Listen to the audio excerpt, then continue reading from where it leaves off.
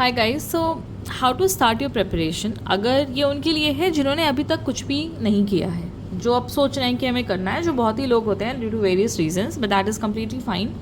The whole target is to get it. ठीक है, तो we have how much 30 days, right. ठीक है, तो हमारे पास 30 डेज़ है। तो रियलिस्टिक काम करते हैं। सबसे पहले तो आपको हाई यील्ड सब्जेक्ट्स पे फोकस करना है, ठीक, जो कि आपके कितने टोटल सब्जेक्ट्स 19, ठीक है, जिसमें से 10 लॉन्ग है और 9 आपके शॉर्ट हैं। तो देखो हाई यील्ड, अब हाई यील्ड क्या है? हाई यील्ड क्या है? एक वो हाई यील्ड है जो मैक्सिमम नंबर जिसमें से मैक्सिमम नंबर ऑफ क्वेश्चन आता है, और दूसरा हाई यील्ड वो होता है जो आपका स्ट्रॉन्ग है।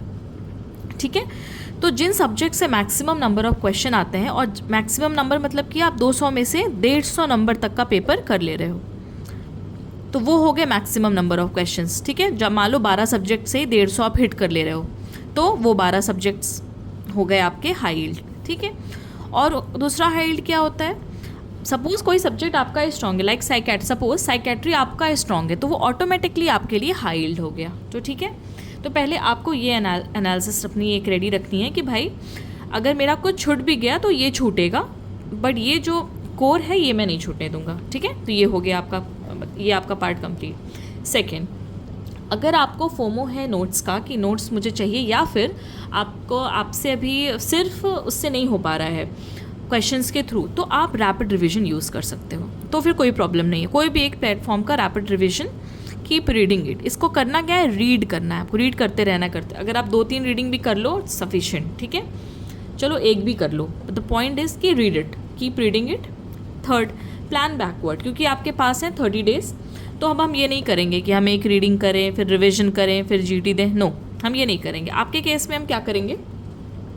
हम रीडिंग कर रहे हैं, इसी के साथ ही साथ हम ग्रैंड टेस्ट स्टार्ट कर देंगे। देखो मैं फिर कह रही हूँ, ग्रैंड टेस्ट आपको भी कह रही हूँ, अगर इस 30 दिन में maximum number of grand test आप दे दो, अगर आप सच में सीरियस हो इस 30 दिन के लिए कि भाई मुझे निकालना है, ठीक है, तो आप मैं बात करी हर 2 से 3 दिन के अंदर आप एक जीटी दो, तो भी आपने 10 जीटी दे लिए।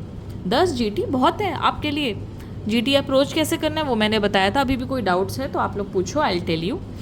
अब आपको क्या करना है, क्योंकि आप शॉर्ट ऑफ टाइम पे हो, तो स्टिकी नोट्स है ना, उन्हें रख लो, उसमें फालतू का कुछ भी ना लिखो। वो चीज़ें लिखो जो आपको जीटी करते वक्त लग रहा है कि बार बार पूछा जा रहा है और मैं भूल रहा हूँ। ठीक है, मोस्ट फॉरगेटेबल वाली चीज़ ही लिखना है आपको, जो आपको बार बार लग रहा है कि आप भूल रहे हो।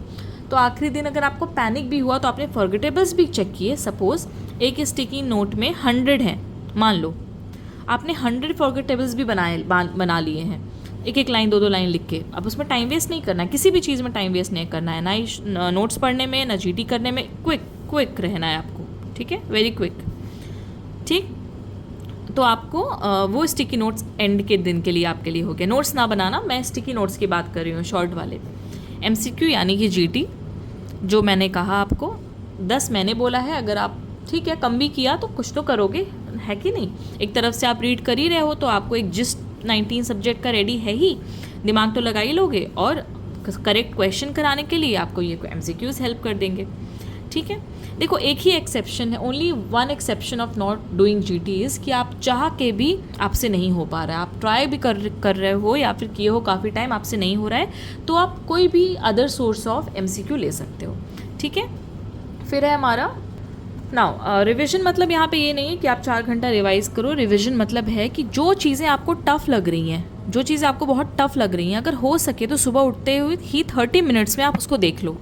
तो टफ़ वाली चीज़ आप सिर्फ 30 मिनट आप अगर इसको देख लेते हो, तो आपको रिवीजन के लिए अलग से टाइम भी नहीं देना पड़ेगा, वो चीज़ें आपकी हो जाएंगी। And the most important, please please please guys don't panic. ठीक है, देखो पैनिक का ये स्टेट है, अगर आप पैनिक करते हो क्या होगा?